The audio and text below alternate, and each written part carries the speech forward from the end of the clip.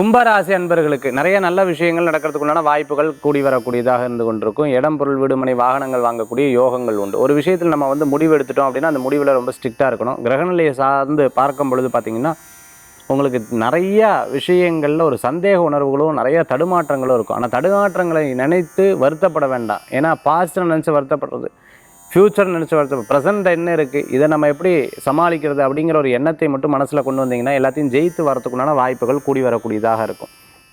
அதே சமயத்தில் போட்டி அந்த மாதிரிலாம் இருந்துட்டுருக்கும். ஒரு மார்க்கெட்டில் கடை வச்சுட்டு இருக்கும்போது எத்தனை கடை இருக்கும் நீங்கள் பார்த்தீங்கன்னா தெரியும். வாங்க வாங்க வாங்க வாங்க வாங்க வாங்க வாங்கன்னு கூப்பிடுவாங்க. அவங்க போயிட்டாங்க வரல அப்படின்னு சொல்லி வருத்தப்படுவாங்களா? நோ, இல்லை.